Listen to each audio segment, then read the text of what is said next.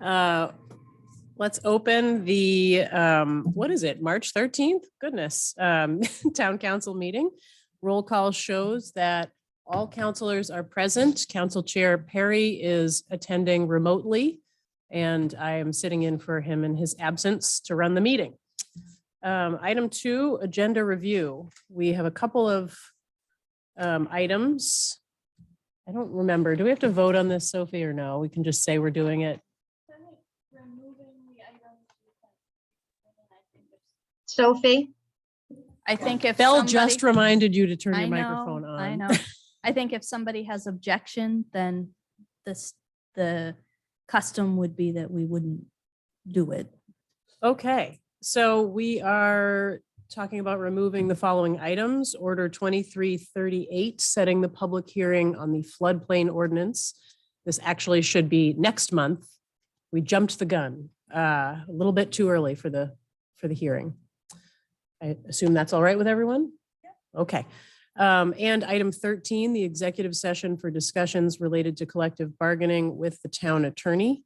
My understanding is that there is not really a reason for us to have this executive session tonight, so we would cancel it. So what I have shared is that the town and union met today with the executive director of the Maine Labor Relations Board. The parties have agreed to share information, and the attorneys plan to meet later this week for further discussions. While the parties are engaging in dialogue, seeking informal agreement, the board will be noticing a hearing date on March 24, 2023, in the event that there are any matters that remain unresolved by the parties informally.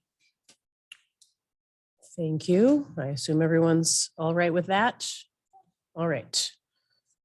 Any other agenda items to review by any other counselors before we move on? Okay. Item 3, approval of the minutes of February 13th, 2023. I'll take a motion. Move approval. Second. Second. Any comments, adjustments? Nancy did a stellar job as always. We have to do a roll call vote. Counselor Perry, In favor. Counselor Berthasell, In favor. Counselor Kenny, In favor. Counselor Robertson, In favor. Counselor Gardner, In favor. Counselor Wingard, In favor. Counselor Laraway. In favor. Right, passes unanimously. Item 4, public comment. And just as a quick note, we have multiple sections or opportunities for public comment. The formal public comment at this meeting, there's one at the beginning of the meeting, one at the end of the meeting. We ask that those who wish to speak for this first public comment are addressing items that are not on tonight's agenda, and that they save their comments for items on tonight's agenda or anything else they'd like to talk about till the end of the meeting's public comment.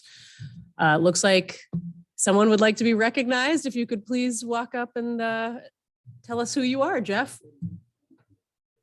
Good evening, everyone. Most of you know me.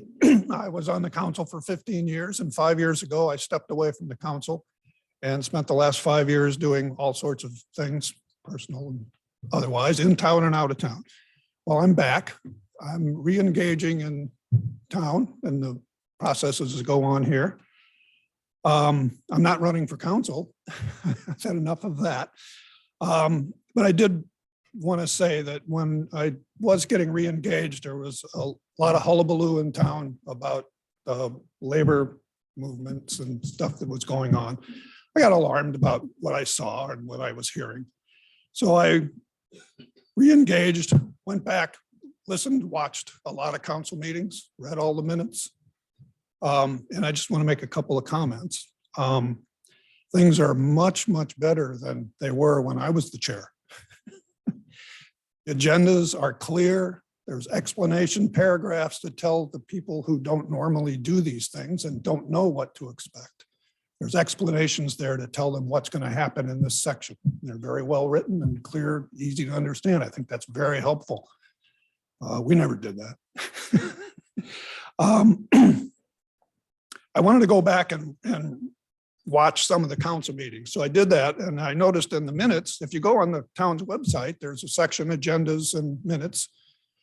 And you just go to the meeting that you're interested in, and there's a button to push to see the video. There's a button right there to push to see the minutes.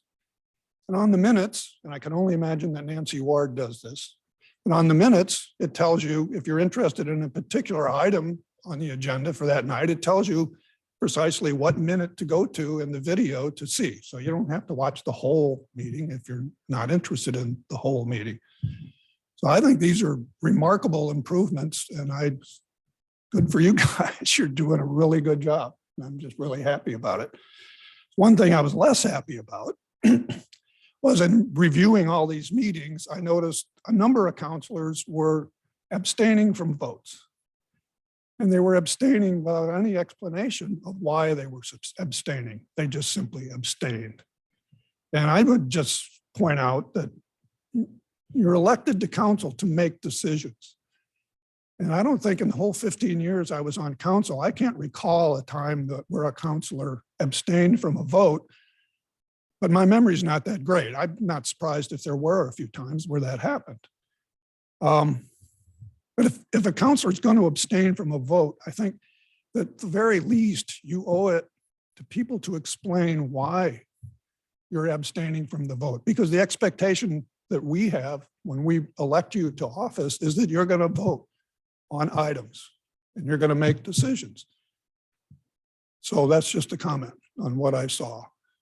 And I would like to see the council take up some kind of discussion about maybe adopting a new policy that if you're going to abstain from a vote, that you explain why. So there you go. So have at it. Thank you very much. Thank you, Jeff. Hi there. Good evening. My name is Jim Dunning. I'm an Orono resident, lived here was thinking about it on my way here. It's kind of scary. It's been over 25 years now, I think. Grew up in VZ right down the road. And I've worked for Casella Waste for nearly 20 years in a leadership role. And I just wanted to take a minute today to read an email that I had sent to Sophie and Rob Yerxa. It was an experience that our crew had while out on route back in February, one of those real bitter cold snaps that we had. And I explained to them that when a water pump went last week on route, rendering a truck inoperable on a bitter cold day, the folks at 13 Hamlin Street took it upon themselves to share their generosity and hospitality by welcoming our crew into their home to warm up and even offer them hot coffee and baked goods. This was one heck of a gesture. We've all run into some tough times. Anybody who's involved with fleets and heavy equipment are running into a lot of the same issues, supply chain, you name it, a lot of complications. And for our crew to be out there, they were staying warm, but still just the generosity of an Orono resident to welcome them into their home really stood out to me and to our crew. So it was something that made me more proud to be an Orono resident, and the work that we do to help provide a community service was really recognized. So, we've got good people out there working hard, and I just wanted to show that recognition and appreciation to the folks at 13 Hamlin Street, which I later found out would be the owners, just to give them public recognition and to thank them if they ever see this, are Paul Schroeder and Mary Huff. I think I said the last name correctly. So, so thank you if they're watching this, and just wanted to pass that on. So, and again, proud to be a part of this community. So thank you very much. Thank you. This is my son. I like to tag him along. I'm Lindsay Varnum from the Orono Public Library. On behalf of the library staff, we want to say that we were disappointed by some of the comments that we heard from the community in the last council meeting. In the past, library staff have attended council meetings in person or virtually to be present when we knew matters regarding the library were going to be discussed. We know that our presence and sometimes our voices can speak volumes at these meetings. So we were disappointed when it seemed like some community members took it upon themselves to be our voices to express unhappiness with our working conditions. We want to make it clear that no one who spoke at the last meeting talked to any library staff meeting prior to that meeting. We also want to make it clear that we as a library staff are satisfied with our working conditions. We enjoy our workplace culture and view it as a safe working environment. We have all worked in other places and agree that we are fortunate to work at the library and for the town of Orono. We also know that our director's door is always open if we have any concerns or issues we need to discuss. This has been clear from day one and is reiterated often at meetings. In addition, if for some reason we don't feel comfortable going to Lori, Sophie has also made it clear that her door is also always open. Some people stated that the town's employees must be unhappy at work, and that is why the process to start a union began. We, as a library group, are frustrated that people made assumptions about how we feel as employees without speaking to us first. Thank you. Thank you. Anyone else for public comment? Claire? Well, I wasn't sure. I'm Claire Ackroyd. I'm a town resident. I wasn't sure I was going to speak. I thought I could just email this, but I would like to say in response to, I'm sorry I didn't get your name. I'm one of the people who has questioned the, thank you. I've questioned the possibility that we would like to know more about the reason for the union move, the underlying conditions at the town office. And I apologize if you think that I was saying that I included the library in that. I never meant to. I town employees could easily, I meant the only issue, the questions that I have relate to people at the town office, not overall town employees. So if that is a misunderstanding that derives from anything I said, I would like to state now that I did not mean that. So here you go, this is what I would email to you. I would like to ask the councillors for their response to the AFL-CIO letter. I've read it several times, and it's hard to avoid the conclusion that the council's joint statement was incorrect, the one that was read at the last meeting that's done the rounds. This leads to two equally disturbing possibilities. The first is that the councillors were misled about their justification for the town's response to the union formation. Or two, that they knowingly misled the residents at the meeting. And I find it really hard to believe that they would do that, that they would misrepresent a legal position to the town residents. That, if that's the world we live in, I'm leaving. So I'm forced to conclude that they were operating in good faith, but based on incorrect or incomplete information. And if this is true, and I don't see how some part of that cannot be true, I think it's a sorry situation that we find ourselves in, is it would seem that somebody here is acting not in good faith. And it raises the question, when does something like that become a policy issue? How do you respond when you find that it is a policy issue?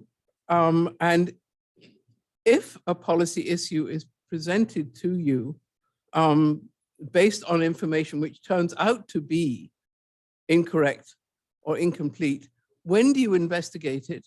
When do you feel that, because there's many people who've shown up and have obviously expressed an interest in this, even if we are mistaken, when does it become something that you feel you need to act on in order to either allay our suspicions or confirm them, or more relevantly, for your own sake, so that you know exactly what you are telling us and you've investigated the underlying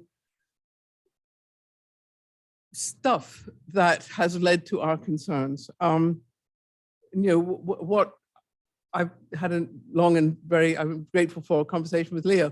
And you know, you could raise other more sort of alarming situations. If you heard that there was accusations of sexual harassment in the police department or drug use at the library or something, you know, that we can only imagine, but not only pretend could possibly exist. When yes, drinking on the job.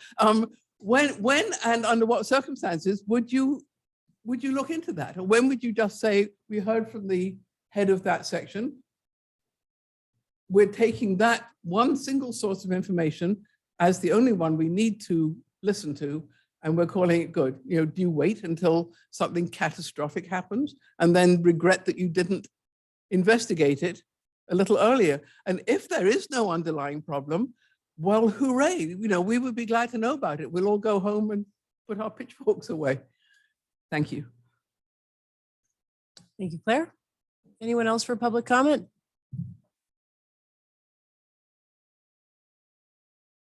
My name is John Weldon, Orono resident.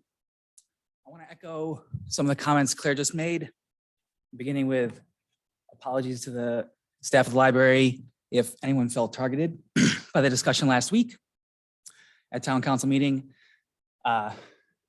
You recognize me, I use the library almost every day.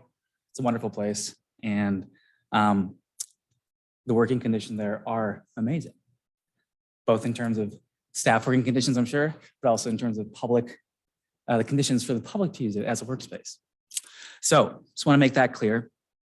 I think the concerns that the public were raising last week and still have not been fully addressed deal more with the process around the bargaining unit discussion.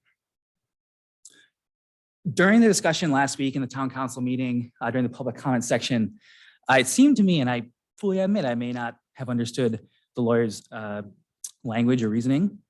I'm not a lawyer, but the lawyer last week, the town lawyer that the town is contracting with, seemed to admit, or at least at the very least suggest, that the objections to that the town submitted to the Maine Labor Relations Board were elective, meaning that the town has chosen to object. Okay, so I guess there's a lack of clarity on the motive on the part of the town. For myself as a public citizen, and I'm sure that for others as members of the public, there's a lack of clarity on the motive on the part of the town to object in the first place. Okay. If there is a statute requiring you to object, please identify it. If there's not a statute requiring you to object, please explain the motive behind objection. Thank you. Thank you. Other comments?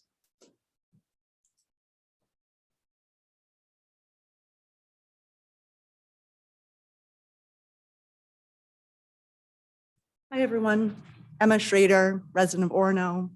I also wasn't sure that I'd speak. I just wanted to follow up on what Claire and John have said, but with maybe one more direct question. I looked through both the original objections that the town raised to the union and then the supplementary objections that the town raised. And I was just wondering if the council knew that you were going to be raising supplementary objections that went out a few days ago. Sonia's saying no. So I guess I'd like to hear what prompted the supplementary objections, because to me, they read from going from maybe part-time people could be part of the union to absolutely rejecting part-time employees as part of the union and throwing out their majority union cards as applying for a union. And that could radically decrease the chances of unionization. As a part-time employee at the university, I am lucky enough to be represented by a union for part-time faculty.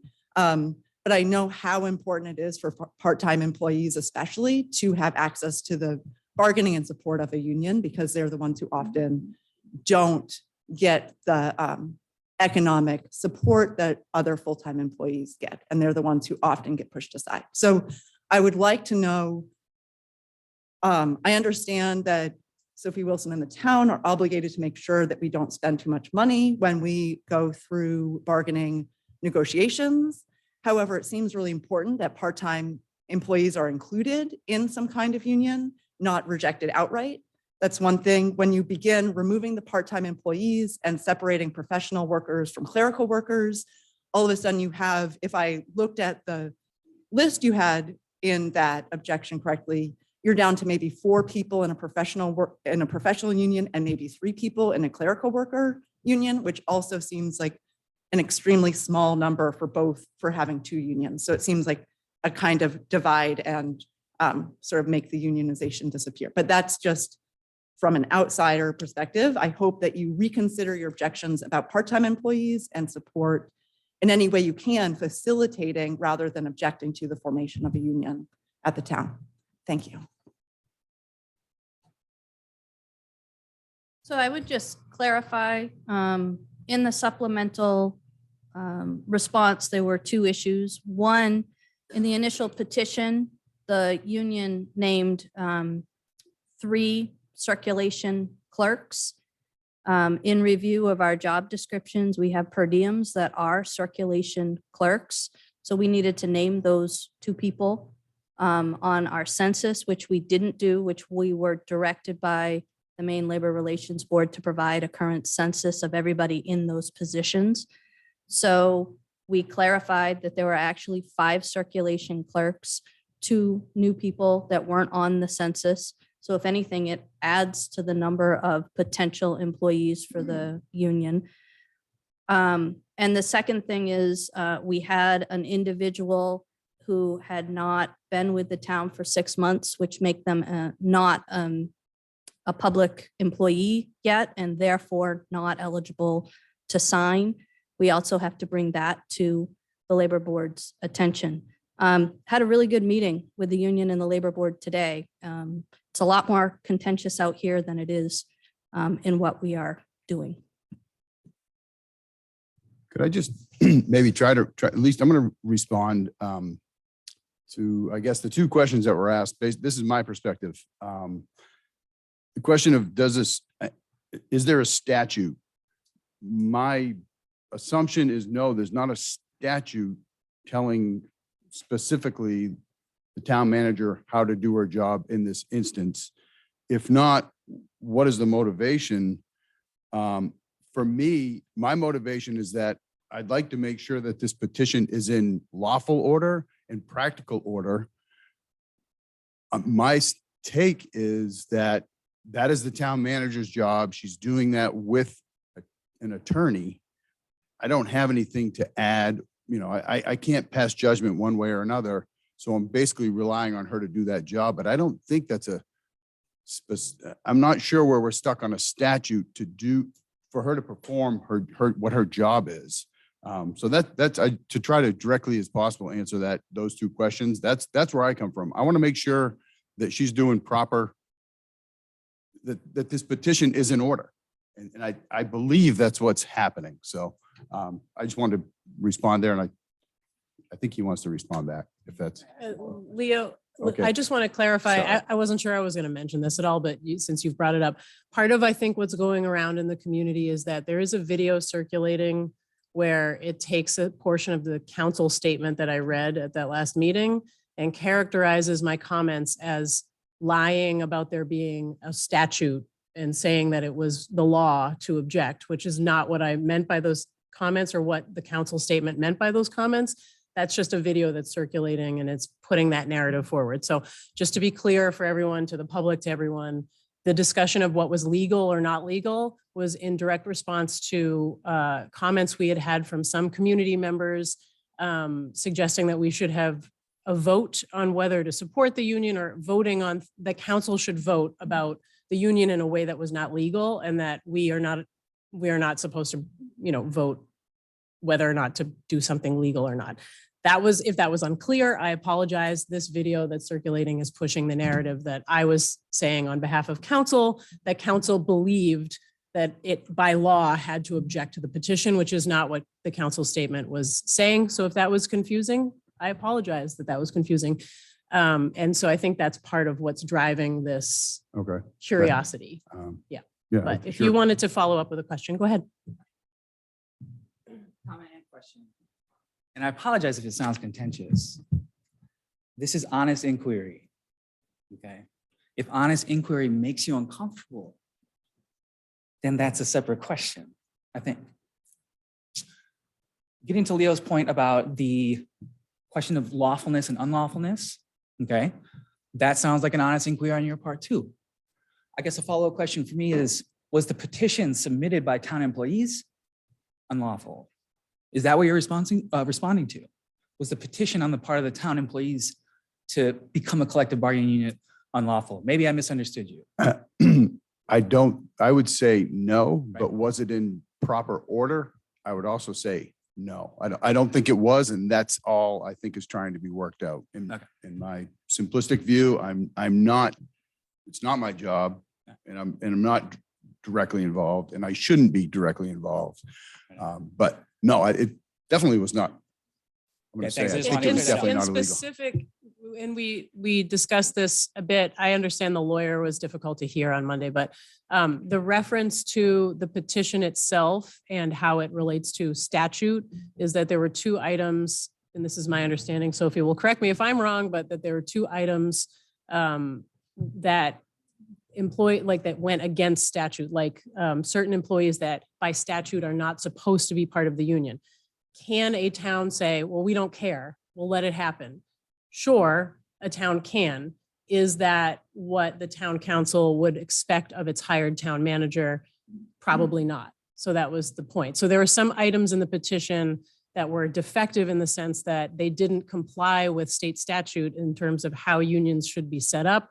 And the town manager was, with the attorney, was challenging those items. So I think that answers your question. That opened up a whole set of other questions Oh, that I'm not going to go well, into. so I but- apologize for that. Yeah, I did that's the best okay, I that's could. okay. But I wanted to comment on what you were saying about a video circulating in the community. That sounds pretty nefarious from a rhetorical standpoint.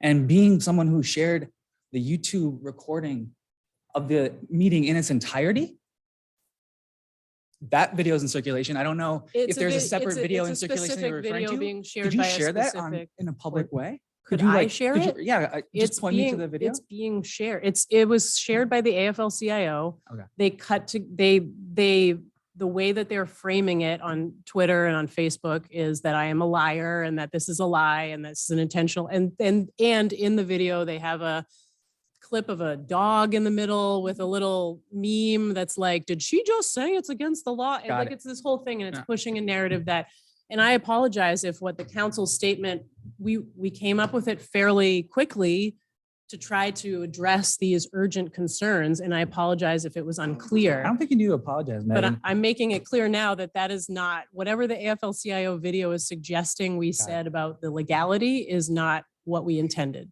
Really appreciate the additional context. I'm not on Facebook, full disclosure. So I'm not. I wish privy I to wasn't on these- Facebook either. But I'm not privy to these sort of community distorted conversations. So that comment was a request, I guess you could say, for additional context. I appreciate it.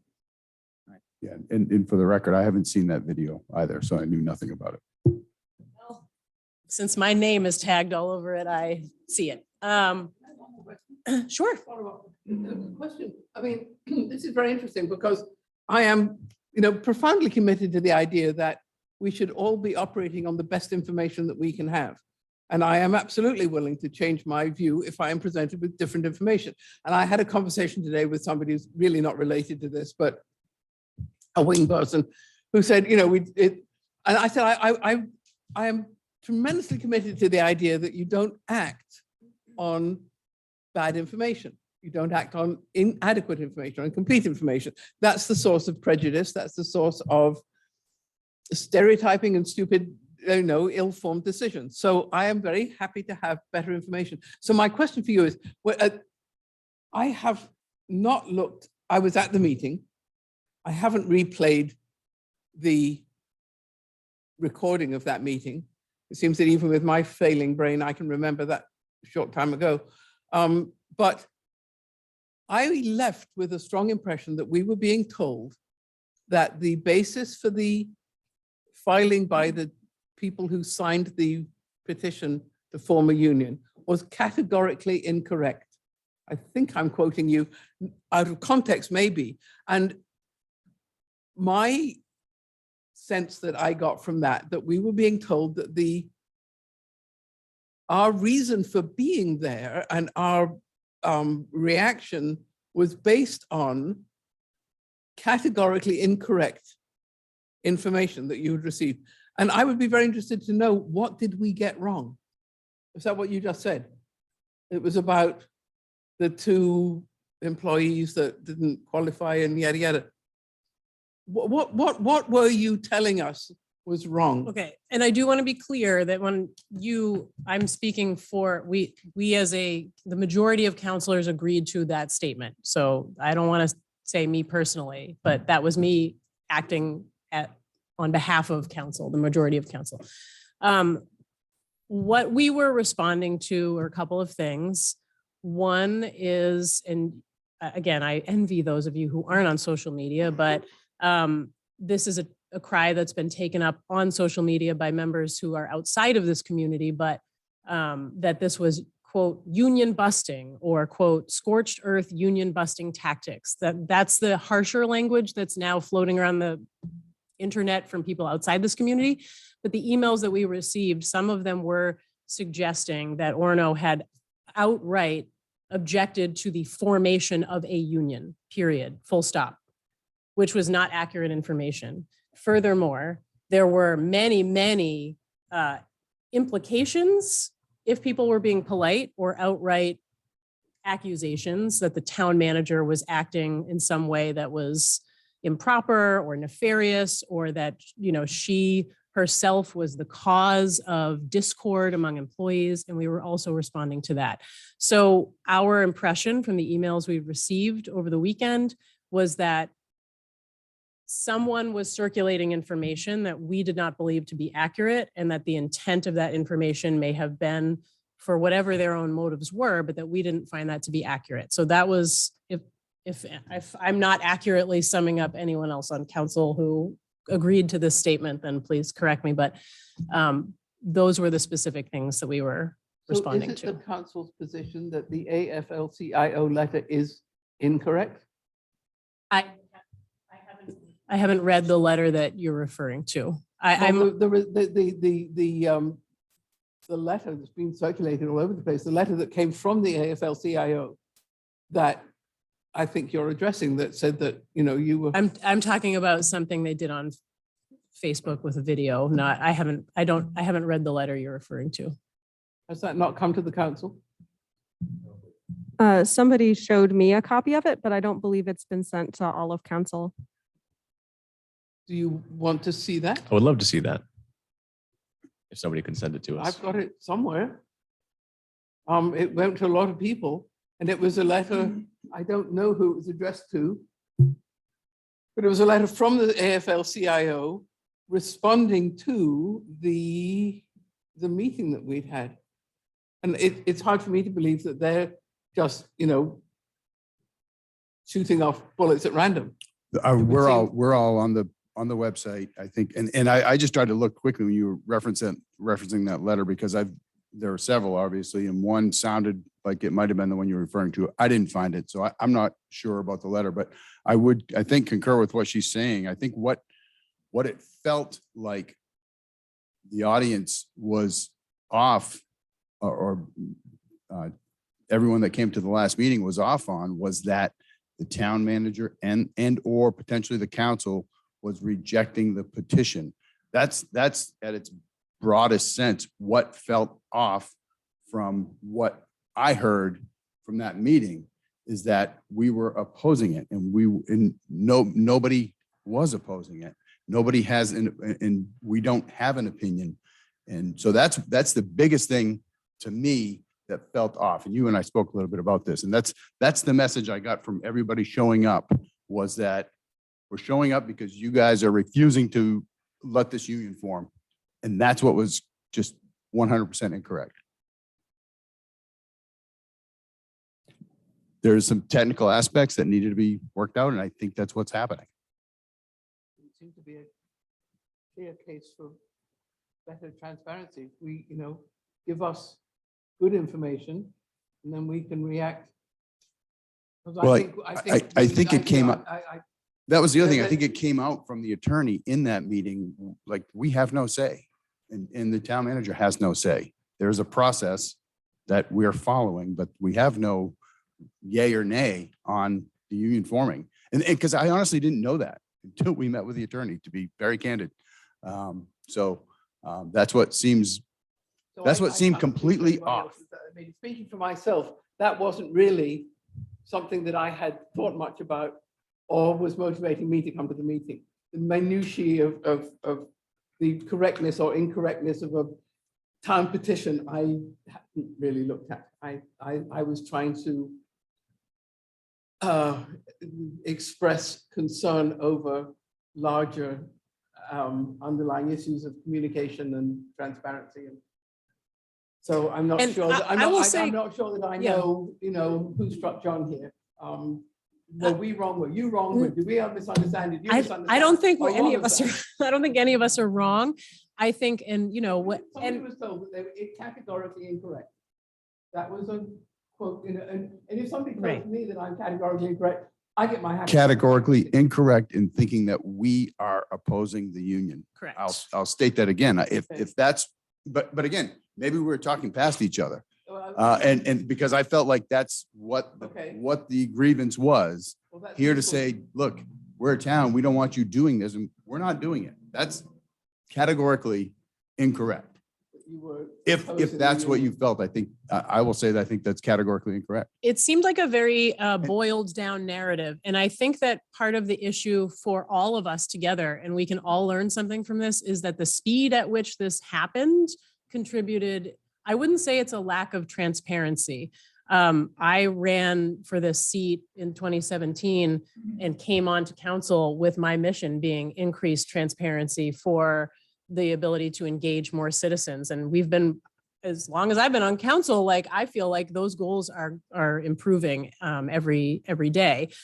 I will say that in this particular instance, and I explained this to one of the folks who wrote to us, but for the benefit of everybody, I referenced it at the meeting last Monday, but just to be clear, the town had 15 days to submit its response. It submitted it on the final day at 5 p.m. on Wednesday. Thursday afternoon, it became clear that the town's response had been circulating. The town did not circulate it, and neither did the attorney and neither did the Maine Labor Board. However, that the town's response had circulated or begun to circulate in the community. Friday, we started receiving the emails from residents. We received a couple over the weekend. We received some on Monday morning. It was clear that folks were getting a bat signal and they were responding. And that is a normal thing that people should do. Like if you're engaged and you're politically active, you should do that. But it was all happening very quickly. And we were, I put out an email to council on Friday after speaking with the council chair and having a chance to touch base with Sophie to say, please don't respond to any of these emails until we have a chance to meet with our attorney to make sure we don't do anything illegal by accidentally saying something we're not supposed to say. So we scheduled an executive session so that we could talk about this issue and make sure we understood our rights and responsibilities, mostly what we should and shouldn't be doing as a council, and to get more information. So it all happened very quickly. So I wouldn't say it was a lack of transparency on anyone's part. Everything happened very quickly, and we all had maybe misunderstandings about what everybody meant or thought was happening. I hope that was helpful. Does anybody have any other comment that they would like to make before we move on? Sam?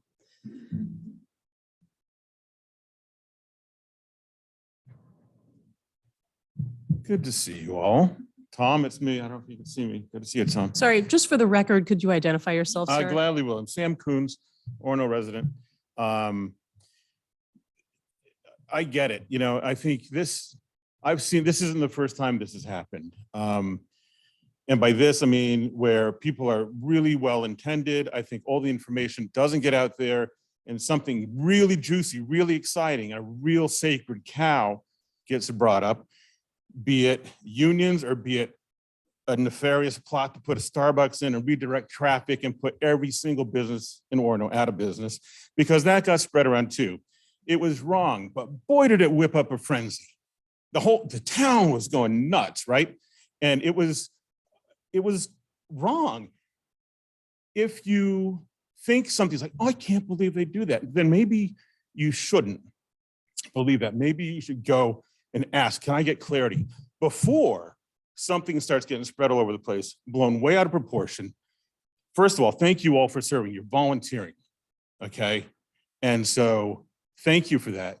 And it really, I feel sorry for you guys when I see you in the crosshairs of something like this, because I really think I get the frustration, but I think the intent is maybe a little misguided. I don't think it's intentional. I don't think anyone's trying to, bullshit anybody. I think, and I understand the pressure of trying to get communication out. So it is right So it is unified. But unfortunately, that takes time. That can also look like it's being covered up, that it's not being transparent, that there is something nefarious happening there. And so, and while the intent is to be, I think the intent with this organization is to be thorough and legal and have every single thing, really fleshed out, because that's your job. So thank you for doing that. Unfortunately, conversations and social media doesn't do that. It just goes like wildfire. And then if you see that, maybe you're going to believe it. Maybe it just really prickles you. And so off you go. So I think if we all can just take a breath and seek first to understand and then be understood. Yes, that is a Stephen Covey reference. Thank you very much. It's improving my literacy.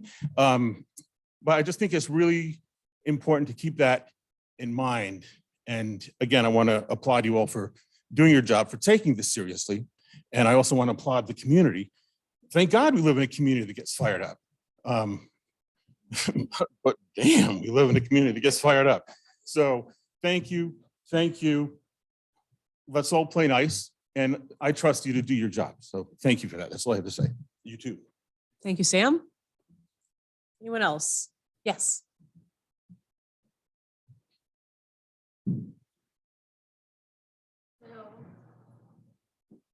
My name is Václava Hozukova. Nice to meet you. And I was just going to follow up on some of the conversation about the bargaining unit delineation. And I wonder if you could provide some more clarity about that. It's my understanding that the state law, the labor law, encourages forming unions to form large unions, which always creates a tension between are these workers having, the same interests, but also then it, creates a tension between do we have workers with the same interest and do we have, 15 million unions that include 2 workers. And so I wonder if you could provide some clarification on why the part-time workers are not necessarily being included and why the objection of town is focusing in this area. Thank you.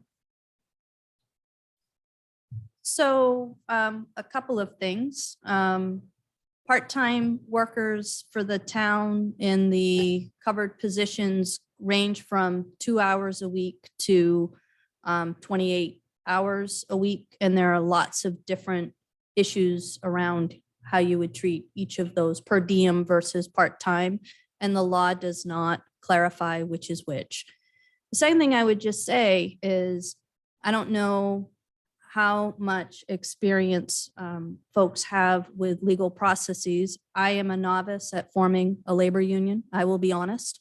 But in order to bring issues to the table to talk about, to understand both perspectives, which bargaining is all about understanding both perspectives and coming to some kind of amicable, formal resolution. But in order to put those items on the table to talk about, we had to raise them before the unit was certified. So this isn't something that we could say, yay, labor union will pass on any objection, and then come back to the table and try to talk about people like contractors, independent contractors being included in a labor union who aren't our employee. What the definition of part-time is for the purpose of this bargaining unit. So we are now engaging in those conversations. It's negotiation. And the idea that everything can be transparent, there's so much of what we do that is absolutely transparent.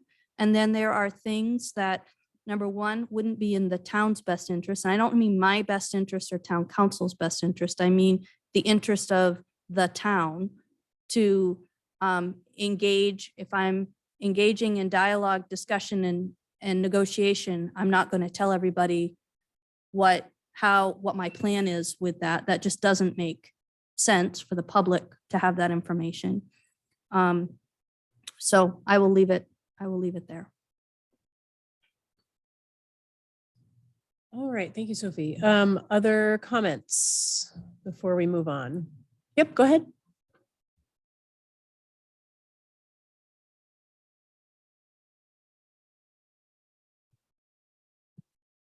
Hello. For those who don't know who I am, my name is Tristan Friend. I got introduced into the issue of the union very, very late. So I apologize for my lack of education on the issue. I don't feel that it would be fair for me to comment on that specifically because of my lack of education. I've had the privilege of meeting some of you through the Mike Tipping campaign or Takarita or just community outreach projects. So my goal regarding the issue is to try and maintain a level of respect, reduce tensions. Each and every one of you deserve that. I am very sorry for what happened to you, Megan, regarding that Facebook post, regarding where they had the meme with the dog. Having a productive conversation should never come at the expense of another individual. So again, I'm very sorry about that. Regarding the issue of the union, being an outsider looking in, I'm more or less a student of the university who tries to reach out to the community where I can, but I am a resident of Bangor. Reason why I'm asking about this is because when I saw the headlines from WABI 5 that the town of Orono was union busting, it's good to hear that the town council did not bust a union, that there was a lot more complexity to the issue. My question, more or less for the union, could we get an elaboration more on the legal technicalities, or would that not be your position? Would that be the attorneys? I'm not sure I totally understand what you're asking for. Of course, I apologize. As an outsider looking in, we didn't get enough information on the matter. And I feel that a great way to lower tensions would be to get more information. You were mentioning statues, things that were not necessarily legal. Is there a place we can go on to where we can find more details in the matter? Well, so the town's response and the amended response are on our website, so Okay. you can read them. And then, I mean, all of those, we did go through all of this item by item. I mean, during the meeting with the attorney last Monday, if Mhm. that video wasn't helpful, I'm not sure. I'm not sure that this is the forum for us to go Okay. through all of those details again. But if you wanted to read those and email specific questions, we could. I mean, that's usually, it's a small town. I mean, No worries. so No worries. like if you want to email us and ask questions, there are some questions we may not be able to answer depending on what the question is, Mhm. but the ones that we can provide an answer, we will. Of course. Can I ask, is the petition on the website as well? Or no, just our responses? Okay, so the petition and 2 responses are on the website. I take it back.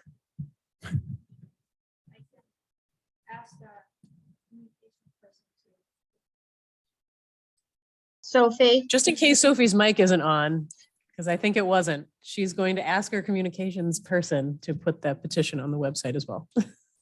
Of course. Thank you very much for that response. I did have one more question if the town council has the time.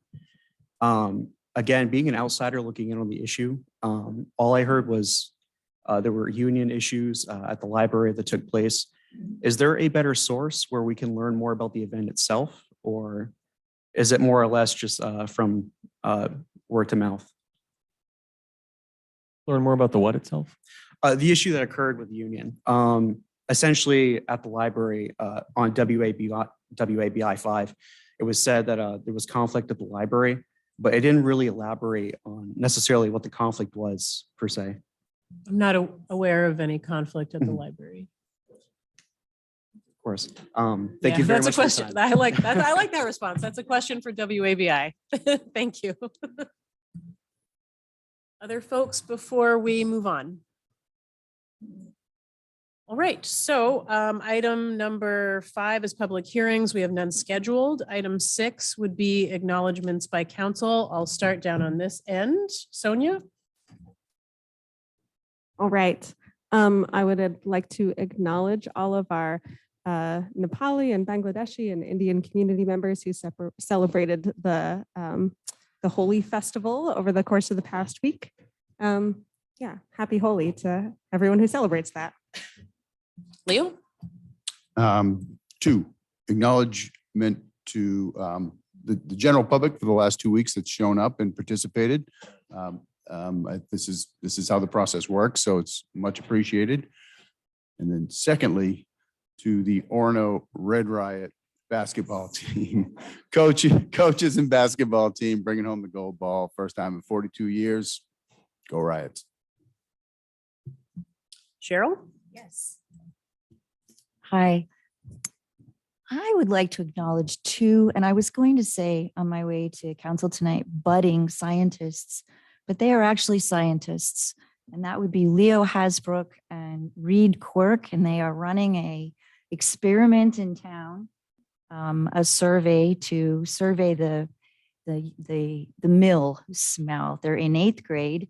They have put this together, and every time you smell the mill, or well, every day I have signed up for it. And every day I have to say yes or no to a question that they're asking. But I'm really, it's really telling that we have a community that is teaching its young people about our environment and how to go about answering those questions and finding out the answers to those questions. And that was one acknowledgement. But, you know, I have been on council for 6 years. And the other acknowledgement that I'd like to make is to our town manager. I think that Sophie, in the 6 years that I've been here, has worked really hard to build relationships. I don't think we hear enough of the good things that come out of our town and what we do for each other. The 8th graders is just an example of our wonderful school system that we have. But I wanted to say, Sophie has, in the last 6 years that I've seen, has spent a lot of time building relationships with the University of Maine. She is building relationships with the Penobscot Nation. She is a bridge for us. And we hear so many horrible things sometimes. But I really would like to thank you, Sophie, for the work that you do. It's tireless, it's 24/7. And I don't think that people are really cognizant of what really happens behind the scenes. And so I think I'm also on the Legislative Policy Committee, and we have one of the best town managers in the state. So I'd like to acknowledge her tonight. Thank you. Thank you, Cheryl. Tom? I just ditto what Cheryl said. I previously served on that same legislative policy committee and got to associate with a number of town managers and hear them speak on a variety of issues and proposed legislation. And we are very fortunate with our town manager. I would also like to acknowledge my fellow council members. It's been a pleasure to serve with you. This is my last meeting, as you know, and I have certainly enjoyed our association and the former council members. It was great to see Jeff Gordon this evening and Sam Coons. And finally, Leo, I had a nice conversation with Doug Carville, a former Orono High School student the other day, who reminded me that exactly 50 years ago in 1973, the team that he was playing on also won the state championship, and he wanted to pass on his congratulations. Thank you, Tom. Jeff? Last Thursday night, we had the latest installment of our community conversation series. Chris from WPCF and Rob Yerxa from Public Works came and talked to members of the public. It was a good conversation, and I learned a lot. We have the next installment of that series this Thursday night when we discuss community services. So I hope people either come out or choose to join in electronically. Rob? Yeah, I'd like to acknowledge, similarly to Leo, just how many people have been providing their input these last 2 weeks, especially on this labor issue. I think I've had many concerns myself, and I have really appreciated all of the input that we've gotten from lots of people, all the emails I've received from residents in town who really want to understand what's happening here, as I do. And I would like to get that letter that you saw, Claire, because I also want to have the best information possible. Well, going last, everyone always says all the things. So ditto plus. I'd also like to take a moment to recognize our town office staff and volunteers. As you may see behind you, they're already set up for election day, which is tomorrow. We have such a top-notch town clerk. I'm sure anyone who has come in contact with her knows she is a force of nature. So she is marshaling the troops and the volunteers who come out. Jeff will be among them to serve tomorrow. And I really appreciate all the work that everyone down in the office and our volunteers do on our, it seems like many election days every year. All right. Moving on to unfinished business. I don't believe we have any. The consent agenda. And again, this is going to be the consent agenda minus order 2338. Can I have a motion, please? Move approval. Seconded. And oh, that was Cheryl. I was like, what? Did I do it wrong? No, it was Cheryl. And we will need a roll call vote. Counselor Perry, In favor. Counselor Gardner, In favor? Counselor Robertson, In favor. Counselor Wingard, In favor. Counselor Berthasell, In favor. Counselor Kenny, In favor. Counselor Laraway. In favor. All right, it was unanimous. And moving on to item 9, new business. First, we'll take up order 2339, order authorizing the town manager to pay Rockcliffe Service Center of Hamden $5,012.39 for police cruiser emergency repairs with funds drawn from the approved FY23 Police Department operating budget. I'll take a motion. Move approval. Second. Sophie? So this item is on the agenda because it is $13.40 over my authorization to expend funds.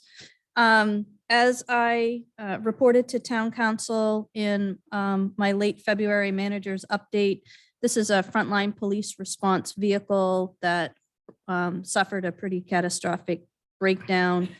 There were issues with cylinders, a valve cover, transfer case, and a catalytic converter that was literally falling apart, and sensors that needed to be replaced.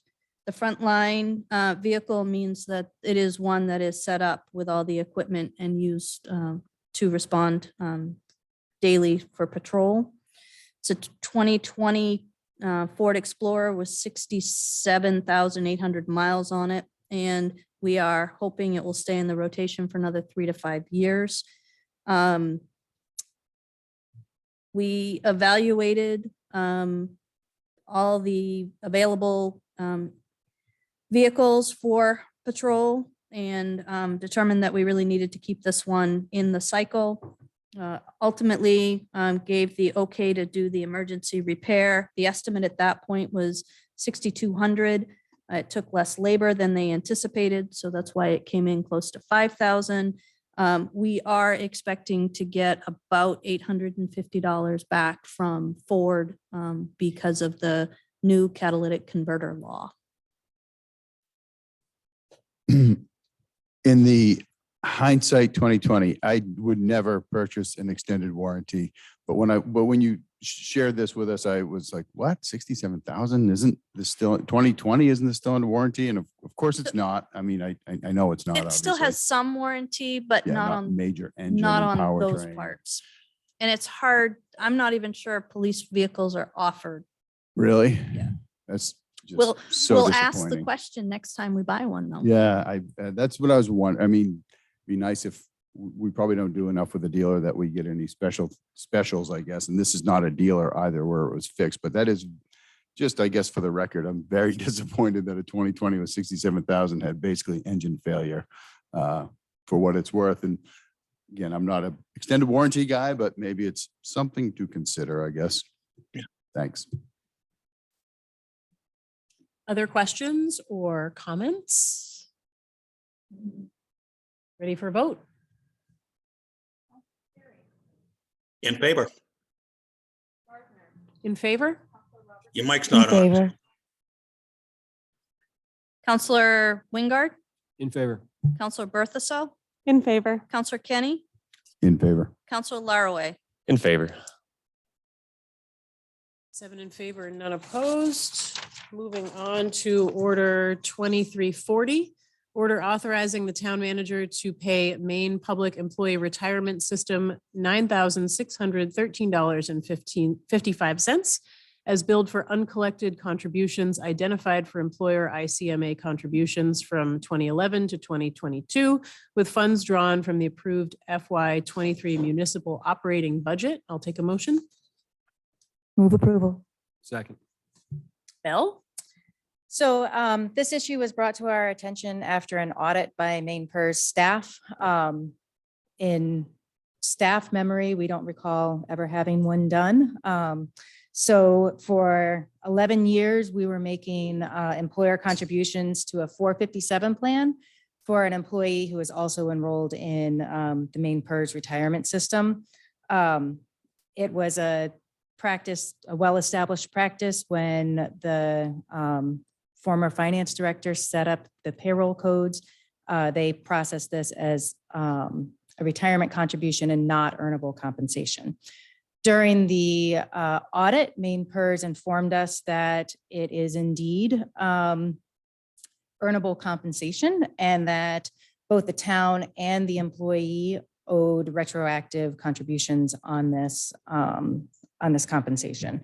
So the total cost to the town is $10,447.67. We had $834 in credits at Maine PERS, which reduces the cash submitted to Maine PERS to $9613.55. There was some change in our credits. The Maine PERS policy is that the employer pays the employer contribution and then the interest on both the employee contributions and the employer contributions. So the employee has already made their roughly 5,000-ish in contributions. The town will be making roughly 5,000-ish in contributions, and then the remaining is the interest that has accrued over the past 11 years. Questions, comments, discussion? So this was just for one employee, and this isn't a generalized problem with the way we calculate retirement. No, so this was, it was a contract provision. Was very common several years ago. It's become less common as the time goes on. So we have one employee who has this. Thanks. Obviously, the audit would have caught if there were others that would all be done. Oh, yes, they definitely would have. They had a very fine tooth comb. Wow. Well, that's good. Other questions, comments? Ready for a vote? Yep. Counselor Perry, In favor? Counselor Gardner, In favor? Counselor Robertson. In favor. Counselor Wingard, In favor. Counselor Berthasell, In favor. Counselor Kenny, In favor. Counselor Laraway. In favor. 7 in favor, none opposed. Moving on to order 2341, order authorizing the town manager to execute an agreement with the Animal Orphanage of Old Town to continue providing shelter for stray and abandoned animals for a fee of $9,000 for the period July 1, 2023 through June 30th, 2024. I'll take a motion. So moved. Second? Sophie? So state law requires all Maine municipalities to designate an animal shelter with which it is entered into a contract to accept stray animals or to have an arrangement with an animal shelter to accept those stray animals. The town of Orono has a very, very long-standing relationship with the animal orphanage in Old Town. The 2024 contract price, so this contract would start July 1 of 23 and go through June 30 of 24, is $9,000, which is $1,000 increase over the previous year. To give you a sense of it, although it doesn't matter how often we use the shelter because we have to have one. So far this year, we've had 12 cases that have gone to the shelter.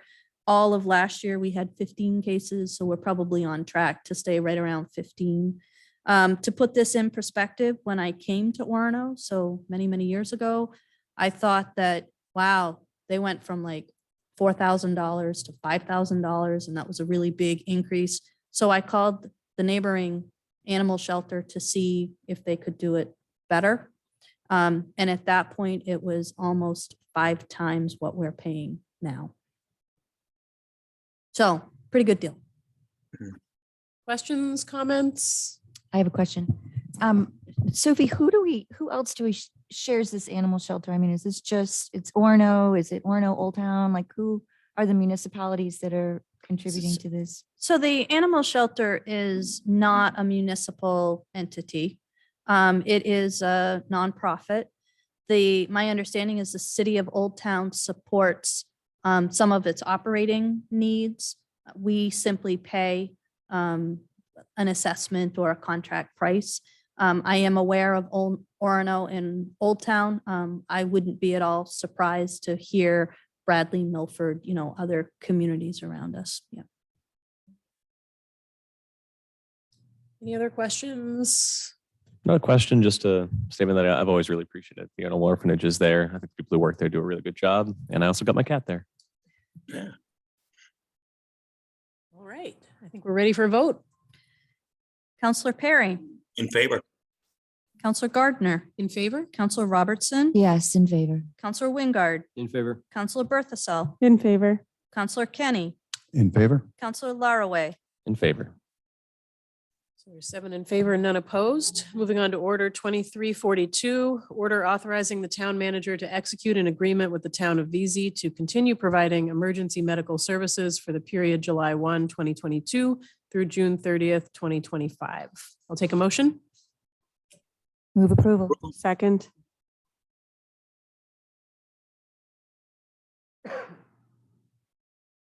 So I'm going to start, and if there are more questions, we have Deputy Chief Sirois in the back of the room, and I'm going to tag him in if needed. So the town of Orono and the town of VZ have a pretty long-standing contractual relationship when it comes to Orono providing emergency medical services to VZ. In a fairly routine review, we caught a contract that we thought had an automatic renewal in it that actually didn't. We must have skipped that. Normally they have them. Talked with VZ, and they are very interested in renewing this contract. Under this agreement, the town receives or bills VZ $225 a call for any call, EMS call that we respond to.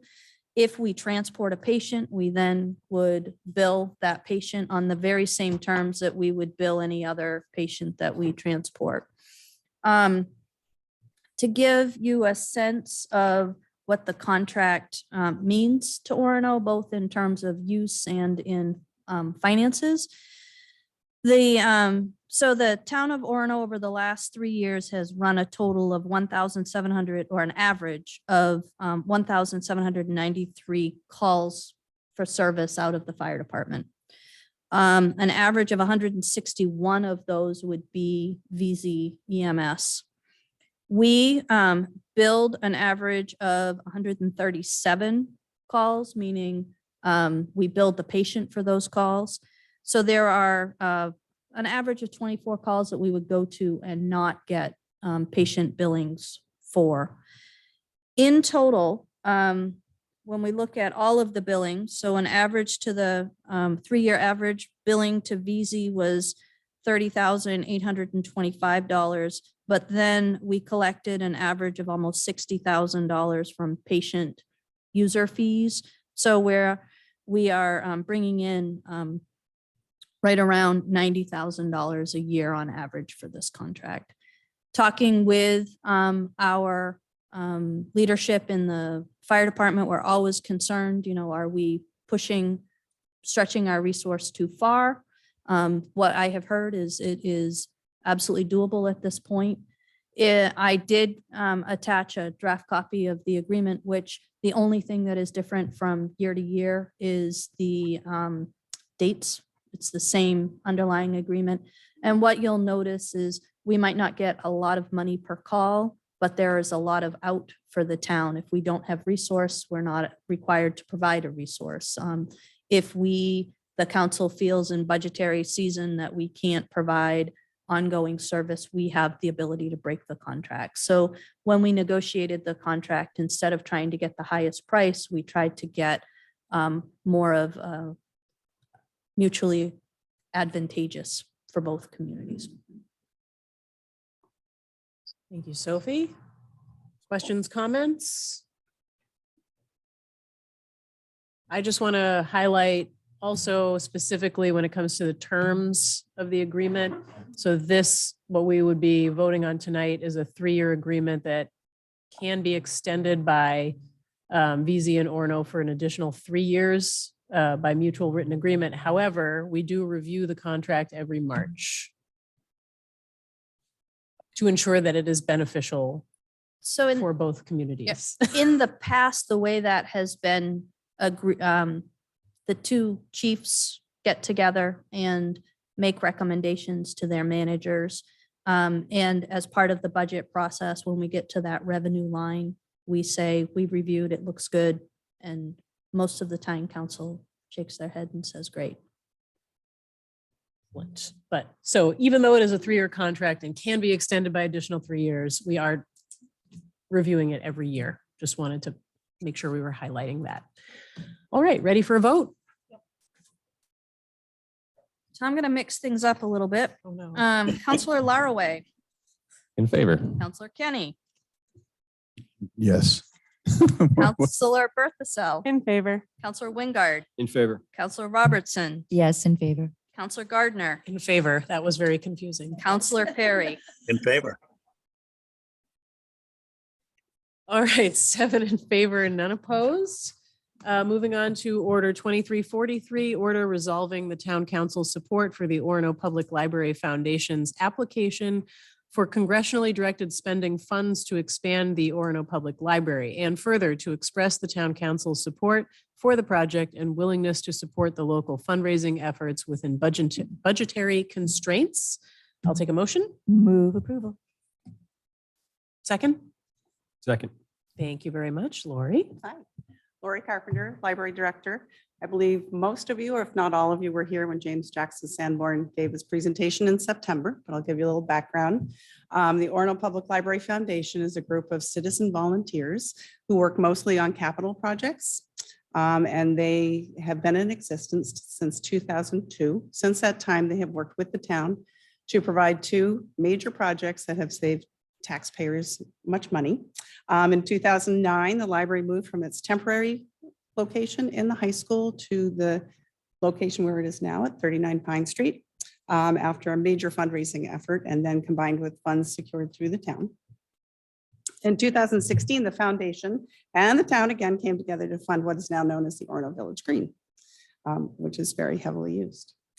When the library was relocated, it was built as a 6,000 square foot building, knowing we knew full well that we needed 12,000 square feet. And we looked to the future of a time when we might start out expanding. We have been looking at that since January of 2020. We've contracted Haley Ward to look at the community needs and create a design.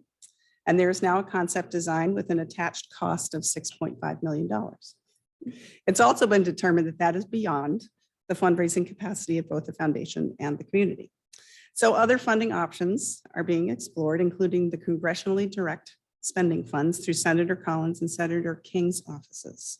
This is federal spending that was in existence previous to 2010, then it went away, came back 2 years ago. And Pingree has secured $3 million for the Sanford Library. And last year, Collins secured $3.9 million for the Veterans Memorial Library in Patton. So we're kind of encouraged. We're a library too.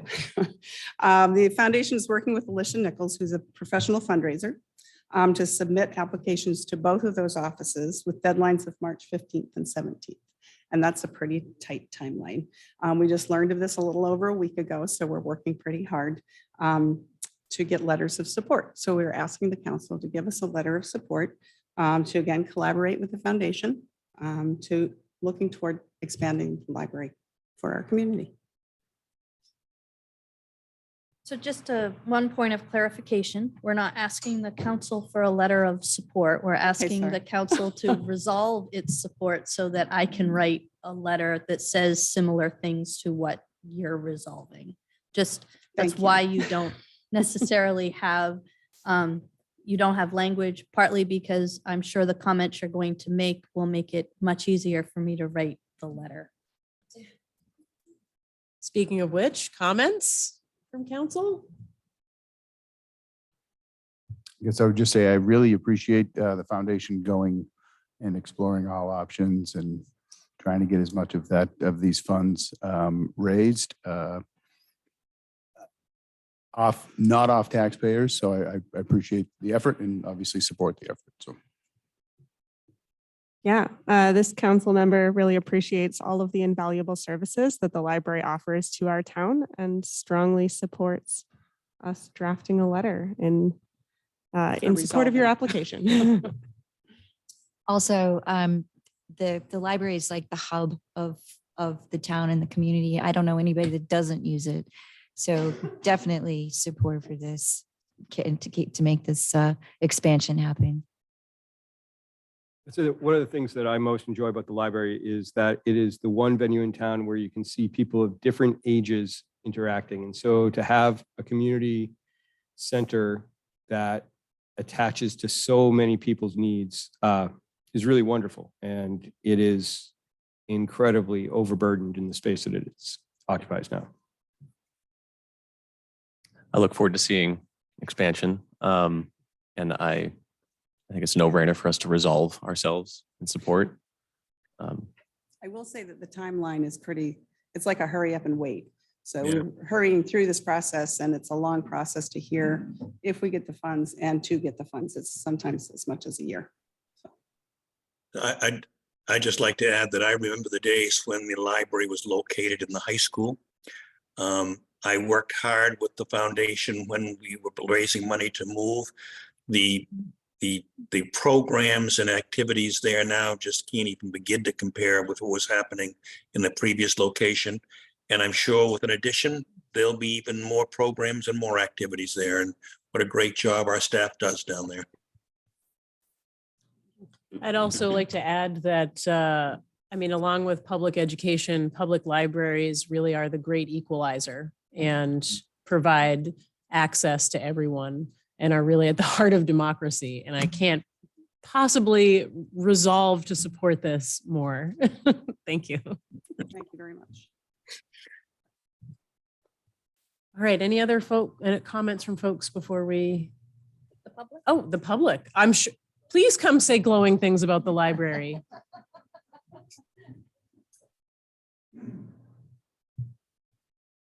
Yeah, I'm Jeff Gordon. I've been on the Library Foundation board since 2002 in various capacities, less now than I was before. The fact that this group of people has pulled this application together in how many days? A little over a week is a testament to their skill and their dedication to the community and to the library and the program that goes on there. And I just can't imagine that you wouldn't vote in favor of writing this letter. So, thank you. Any other comments? All right, then we'll take a roll call vote. I'm going to keep it. Counselor Laraway, In favor. Counselor Kenny, In favor. Counselor Berthasell, In favor. Counselor Wingard, In favor. Counselor Robertson, In favor. Counselor Gardner, In favor. and for his final vote, Counselor Perry. In favor.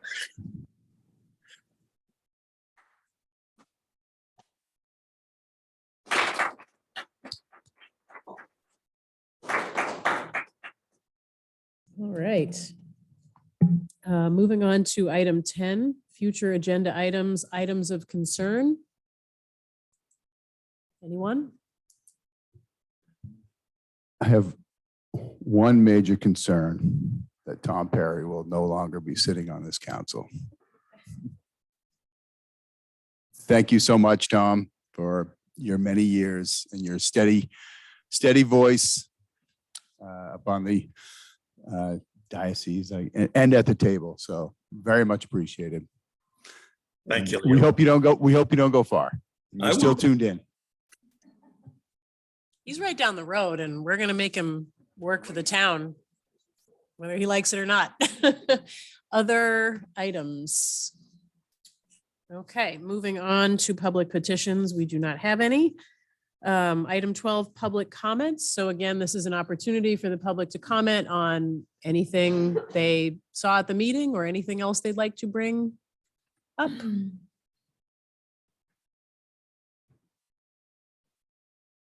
Hello, Sam Coons.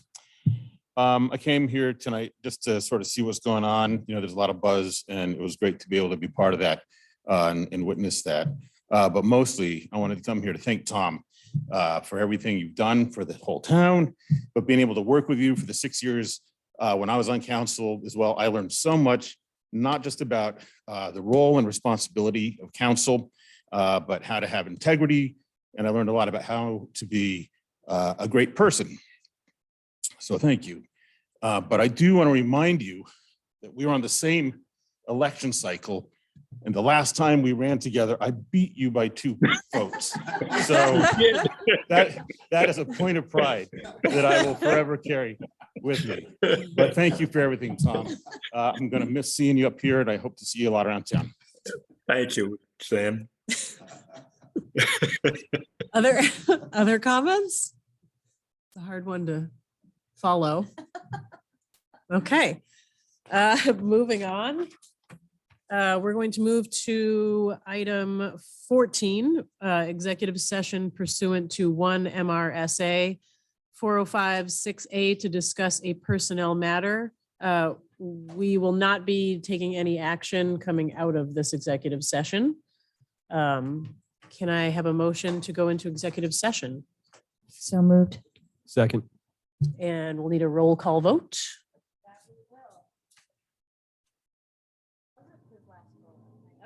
I didn't want to like take away Yep. from the moment. So I didn't mention it. Counselor Laraway, In favor. Counselor Kenny, In favor. Counselor Berthasell, In favor. Counselor Wingard, In favor. Counselor Robertson, Yes, in favor.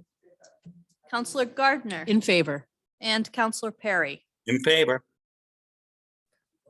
So just We'll take a to- brief moment. Well, we need to take a brief moment because we're also going to set Tom up on a private executive session meeting. You got the link for that earlier today. Yes. Okay. So we're going to close this off. There is no public formal action coming out of this. And we will get Tom up and take just a few minutes to take care of personal needs.